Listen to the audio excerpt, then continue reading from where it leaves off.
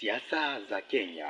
Hivi leo katika makala ya kisiasa tunamzungumzia aliyekuwa naibu rais Rigathi Gachagua na maneno ambaye amekuwa akiyatoa hadharani mbele ya umma yasiyo na msingi. Wimbo ninaimba sio wimbo, ni maombi nikiomba Mwenyezi Mungu aibariki.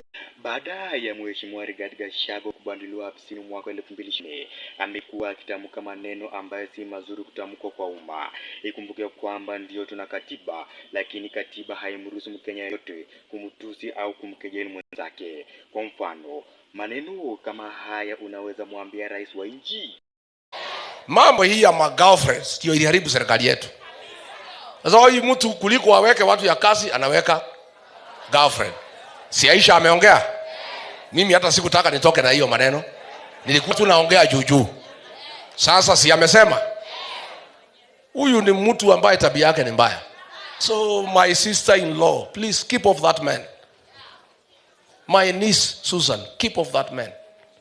His behavior is not good. Wa Kenya, hata kama haumheshimu rais, lakini heshimu afisi ya rais, maana yake afisi hiyo imepewa majukumu makuu ya nchi nzima. Amina. Kwa jina la Baba na la Mwana Roho Mtakatifu, amina. Ewe Kenya nchi yangu, ewe Kenya. Gachagua mara kwa mara amekuwa akifanya siasa za kuni. Kwa mfano, nikimnukuu tu, serikali ni kama kampuni, wale waliopiga kura ni shareholder, wengine ni watu wakipigwa makofi, alisema Gachagua. Hii yatafsiriwa kuwa kuna watu wa ndani na watu wa nje katika serikali. Si hayo tu, Gachagua pia amekuwa akifanya siasa za mgawanyiko na ukabila, ambayo ni hatari sana kwa usalama wa nchi. Wamepiga mjomba wao, wamedanganywa na Wamumbi, wamesaliti ndugu yao. Lakini mimi niliwasamea kwa sababu Kasongo kama alidanganya mimi, bibi akachagua na watoto yake, sio ni kitoweo. So hata niliandikia hiyo watoto yangu. Mbali na hayo, Gachagua amekuwa akimwongelea rais vibaya hadharani mbele ya umati. Mapema mwaka huu alimtusi rais kwa maumbile ambaye ni kinyume na katiba. Pia sikia hii, eti anasema rais hakuna tabia ya kiumalaya. Je, maneno haya yanaruhusiwa kwenye katiba? Hebu sikiza na useme kama yanaruhusiwa kwenye katiba la Kenya. Na nikamwambia hii Kasongo kwa sababu ninamjua na tabia yake. Hiyo bibi ya Gachagua na hiyo msichana yake atanyemelea. Mimi namjua. Tabia yake ni mbaya. Hata nimefurahi vile achukui simu zao.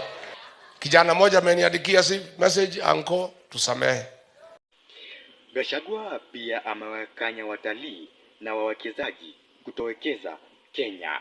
Hivi kiongozi aliye na akili timamu anaweza tamka maneno haya? Kumbuka hao watalii wakiwekeza Kenya tunapata ushuru na kujenga nchi. Lakini je, ni kwa nini tunayatamka mambo pasipo ya kufikiria? Mimi nikiona pahali tunaelekea, mimi it's my duty as a leader in this country to say even our tourists, they are no longer safe in this country. There are just too many goons everywhere. And because hatutaki kuharibu utalii ya nchi hii, I want to call upon tourists to suspend their visit to Kenya until next year. Tumalizane na hii administration, we deal away with the goons and rogue policemen, then ndio mkuje. We want to tell investors, foreign investors, between now and the next election, to stay away from this. Hasira ni hasara. Tusitumie hasira kuharibu nchi yetu ambaye mababu zetu walimwaga damu kwa muda mrefu ili kuleta nchi hii kwenye uhuru wake.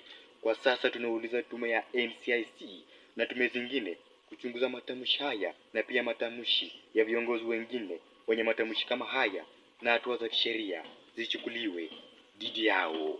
Kufikia hapo sina la ziada ila kutumisha makala ya kisiasa wiki hili. Jina langu ni Chora.